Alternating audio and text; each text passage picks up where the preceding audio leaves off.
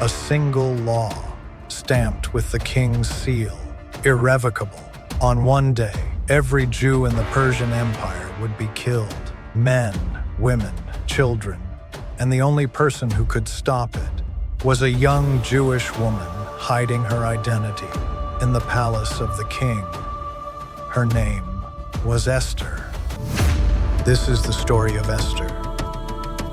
In the days of King Ahasuerus, also known as Xerxes I, the Persian Empire stretched from India to Ethiopia, 127 provinces, power beyond imagination.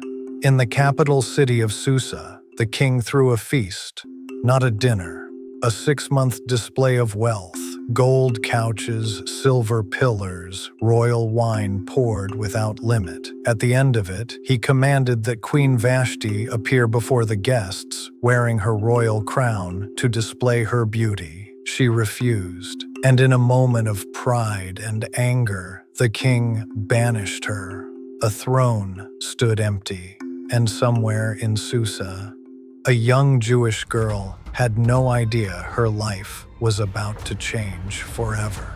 In Susa lived a Jewish man named Mordecai. He had raised his cousin, Hadassah, also called Esther, as his own daughter. She was an orphan. She was beautiful, but more than that, she listened. When the king's officers gathered young virgins from across the empire to find a new queen, Esther was taken to the palace. Mordecai told her one thing: "Do not reveal that you are Jewish." Yes, I understand, and I will obey you. For 12 months, she was prepared with oils, perfumes, and treatments. Then her night came. She asked for nothing but what the king's attendants suggested, and when King Ahasuerus saw her, he loved her more than all the other women. He placed the royal crown upon her head. Esther became queen, but she remained silent about who she truly was. Mordecai sat daily at the king's gate. One day, he overheard 2 of the king's officers plotting to assassinate Ahasuerus. Mordecai told Queen Esther, I saw 2 guards plotting evil against the king. Esther told the king, giving credit to Mordecai, and she said, There are 2 guards in your kingdom plotting evil against you. Mordecai, the man at the gate, saw them. The conspirators were executed. The event was recorded in the royal chronicles, and then it was forgotten, or so it seemed. Into the king's court rose a man named Haman. He was promoted above all other officials. The king commanded that everyone bow before him, everyone, except Mordecai. Day after day, Mordecai refused, not from arrogance, from conviction. When Haman saw this, he burned with rage. But killing Mordecai alone was not enough. He wanted every Jew destroyed, across all 127 provinces. The ticking clock begins. Haman cast lots, to determine the date, the 13th day of the 12th month, nearly a year away, plenty of time to prepare annihilation. Haman approached the king. There is a certain people scattered among your provinces. Their laws are different. It is not fitting for the king to tolerate them. The king asked no further questions. Do with them as you see fit.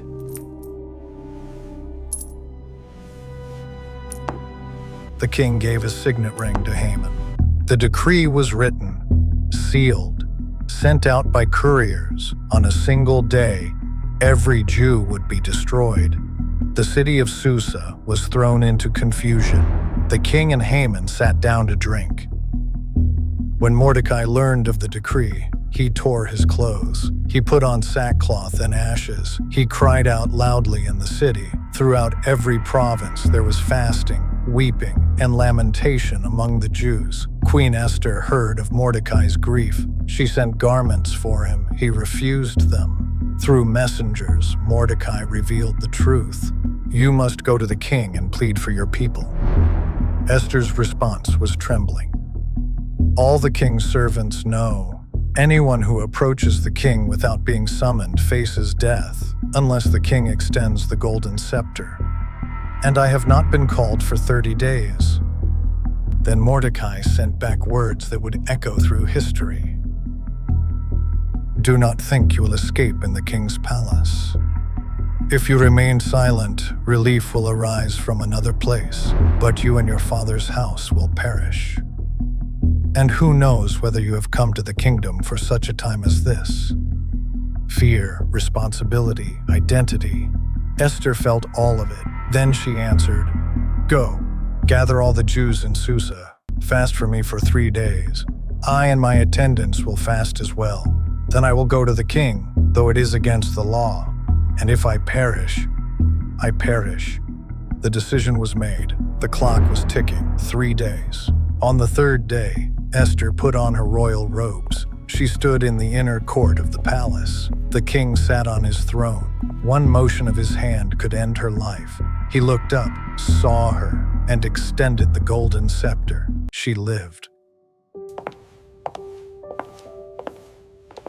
What is your request, Queen Esther? She did not reveal everything, not yet. Let the king and Haman come today to a banquet I have prepared. Thank you. At the first banquet, the king asked again, What is your petition, Queen Esther? Come tomorrow to another banquet. Then I will reveal it. Haman left joyful, but when he saw Mordecai refusing to bow, his joy turned to fury. At home, he boasted of his wealth, sons, and promotion, yet he said, All this means nothing as long as I see Mordecai sitting at the king's gate. And his wife suggested, Build a gallows 50 cubits high. In the morning, ask the king to hang Mordecai on it. Haman loved the idea. The gallows were built. That night, the king could not sleep. He ordered the Book of Chronicles to be read aloud, and there it was, the forgotten record. Mordecai had once saved the king's life. What honor has been given to him? Nothing. At that exact moment, Haman entered the court to request Mordecai's execution. The king asked Haman, What should be done for the man the king delights to honor? Haman thought the king meant him. He should wear a royal robe, a royal horse, a public parade. Excellent. Do this for Mordecai the Jew.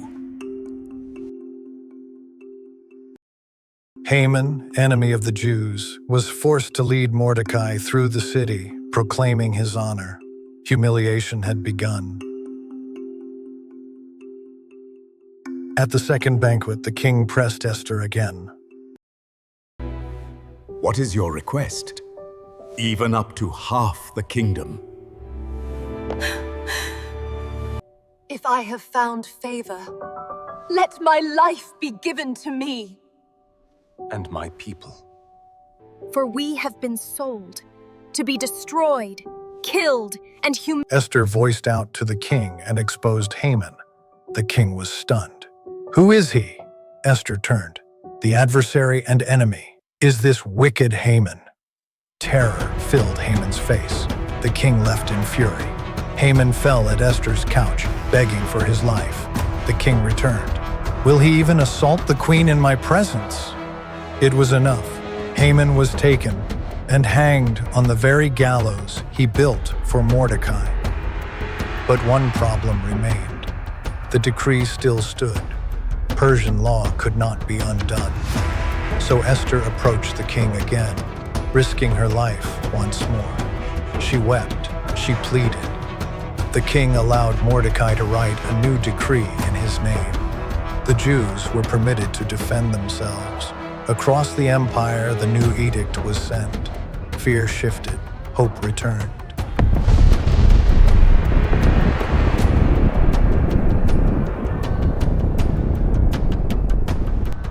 On the appointed day, enemies gathered to attack the Jews, but the Jews stood together. They defended themselves. Throughout the provinces, their enemies fell. In Susa, even the 10 sons of Haman were executed. The sorrow that had filled the empire turned into joy. Mourning became feasting. Fear became celebration. This victory was remembered every year as the Feast of Purim, named after the lots Haman cast. What he intended for destruction became the name of deliverance. Mordecai was promoted to second in command after the king. Esther remained queen. Peace was established. The story never mentions God by name, not once, but his fingerprints are everywhere. A refused command, a sleepless night, a delayed banquet, a hidden identity, a young woman placed in a palace for such a time as this. One decree nearly ended a nation. One act of courage saved it. And sometimes, the moment you fear most is the moment you were born for. This is Bible Light Storytime channel, where Bible lessons are shared. If this video blessed you, like, comment, and subscribe. See you on the next one. In a land of gold and fire, where a mighty king would reign, from India to Ethiopia, 100 provinces by name, in the palace halls of power, where the wine and pride would flow. A crown fell from a queen one night, and God began to move below. An orphan girl in silence, with courage in her eyes. She didn't know her destiny was written in disguise. Hidden in the shadows, a people marked for death. But heaven held its promise in a young queen's trembling breath. For such a time as this, you were placed upon the throne. For such a time as this, you were never there alone.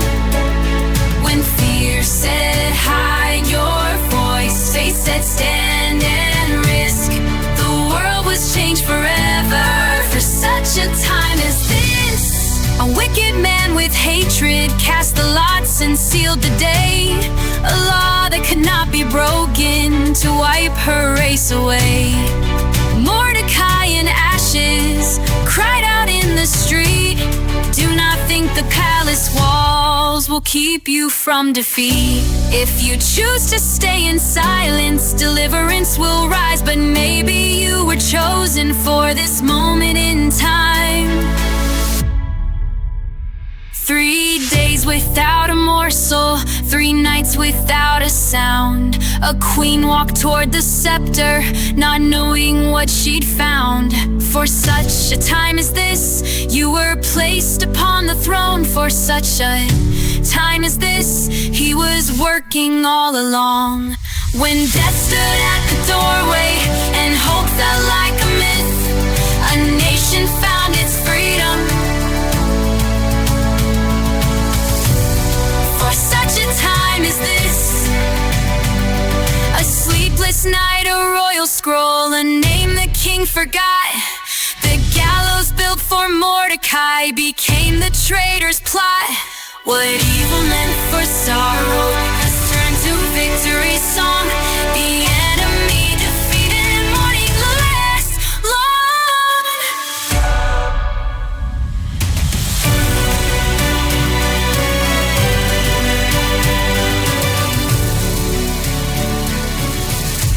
For such a time as this,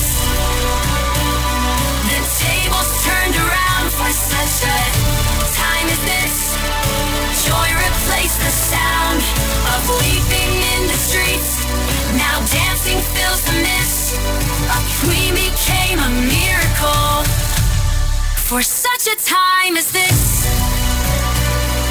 So when your moment finds you and courage feels dismissed, remember who has placed you for such a time as this.